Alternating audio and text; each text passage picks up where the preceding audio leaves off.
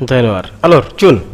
dafa am benn communiqué bu Juan Branco partagé ci page am je pense bien que envoyé naa la ko mu naan le procureur sénégalais de la CPI Mame Ndiaye Niang qui a pris la succession du procureur Karim Kane et le juge français Nicolas Goulou viennent d'être sanctionnés par les États-Unis du fait de leur rôle dans la procédure contre les dirigeants israéliens. Les autorités des États concernés ont le droit de réagir et de protéger leurs ressortissants. Je pense en particulier aux autorités sénégalaises qui président le comité pour les droits inaliénables de la Palestine. Les avocats des victimes dont je suis seront les prochains visés.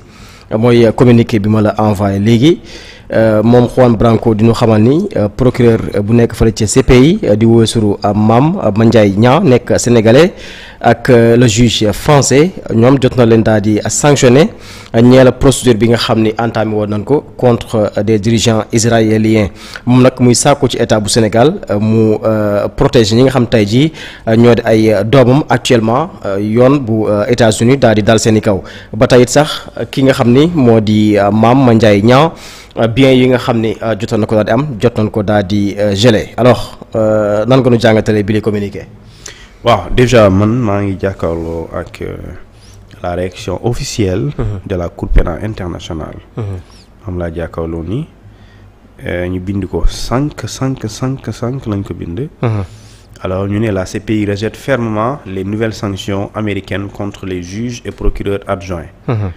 La Cour pénale internationale déplore l'annonce des nouvelles désignations pour sanctions par l'administration américaine à l'encontre des juges de la CPI, Kimberly Prost, c'est un Canadien, Nicolas Guilou, mon français là, ainsi que les procureurs adjoints Nazat Chamem Khan Fiji ak ki nga xamante ni moom mooy Mame Ndiaye Niang, lui c'est un Sénégalais. Ñu ne ces désignations supplémentaires font suite à la désignation antérieure de 4 autres juges du procureur de la CPI. Ces sanctions constituent une atteinte flagrante à l'indépendance d'une institution judiciaire impartiale, mandatée par 125 États parties de toutes les régions. Elles constituent les sanctions et également un affront aux États-Unis, partis à la Cour, à l'ordre international fondé sur des règles et surtout aux millions de victimes innocentes à travers le monde. Comme l'ont déjà déclaré la présidente et les juges de la CPI, ainsi que la présidence de l'Assemblée des États partis au statut de Rome, la Cour soutient fermement son personnel et les victimes d'atrocités inimaginables.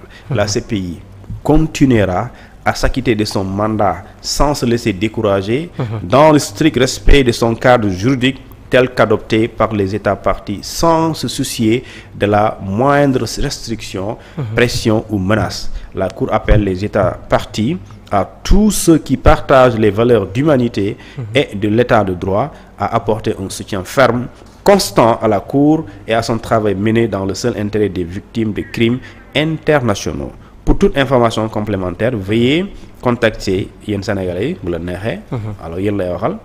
Veuillez contacter Monsieur Fadi El Abdallah, porte-parole et chef de l'unité des affaires publiques, Cour pénale internationale au plus 31 0 70 115 91 52 ou bien au 31 06 46 44 938 ou à l'adresse mail jël leen ko fadi.l-abdallah @icc-cpi.international. INT. donc boo leen ko bindee ngeen réagir yéen tamit ngeen wax su leen naqari waaw loolu wala soo leen ko bëggee xam da ngeen dem ci surtout Cour pénale internationale soo leen defee di nga gis communiqué bi ci suuf nga copier mail bi nga dugg sa téléphone ordinateur saisir ta texte soutenir ñi nga xamante mooy ces juges là et procureurs ñi nga xamante ni dañ leen sanctionné waaw mais ku xam États-Unis di nga xam li warul la jaaxal bi coow li amee Trump daf ne reconnaître ces pays kon yéen li ngeen di wax ne ñun ñoruñu te États-Unis nag il faut ñu xam les États-Unis ne reconnaissent pas la CPI c'est ça les États-Unis bokkul ci 125 pays c'est ça la vérité aussi léegi nag loo bokkul. bu ñu doxal intéressé wu la. wallaahi te États-Unis ak li ñu tuddee Israël ay xarit lañ. parce que fii ñëpp xam nañ ne li am Israël jëf bu ñaaw la. n'est-ce pas. wallaahi ñaaw la di rey ay nit.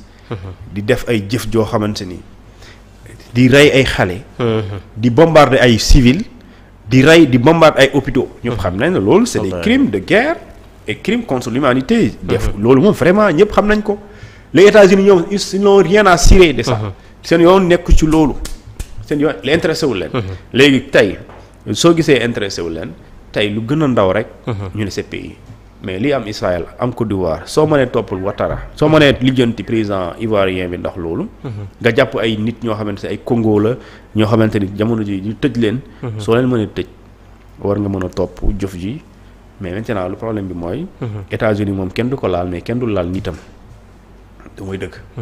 xam moom États-Unis defuñu mandat d'arrêt contre Trump. wala contre benn autorité américaine.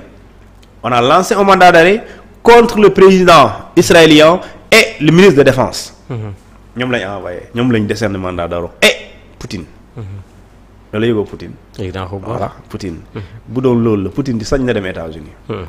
kon day ragal ñu jàpp ko. lijjantiwu leen sax. parce que xam na ne bu demee foofu mujj fenn. kenn du ko jàpp mais Poutine ñëwam par exemple.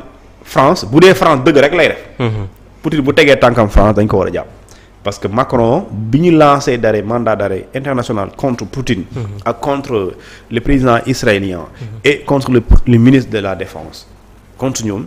la France dafa applaudir saluer loolu. mais France.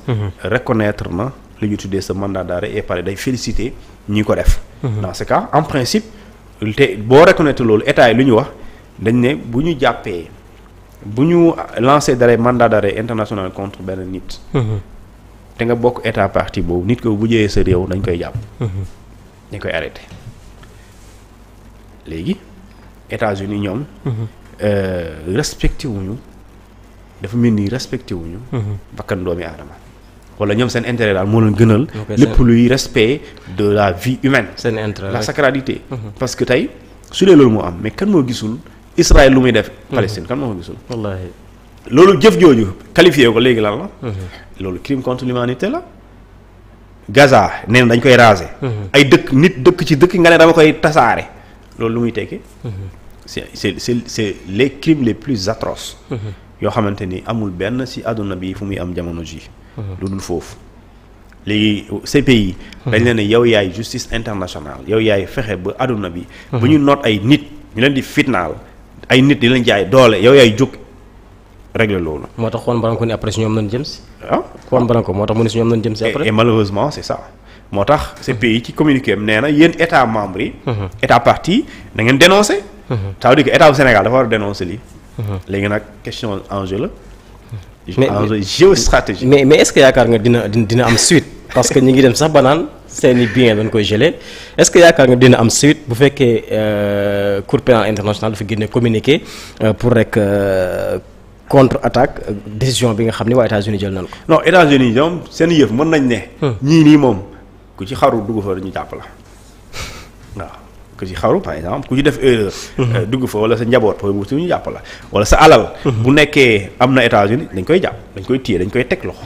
loolu moom c'est évident. loolu moom c'est évident mais tey il y a pas que les États-Unis dans ce monde. Oui. Ah, il y a combien de pays? Il y a 125 pays qui ont ratifié le statut de Rome.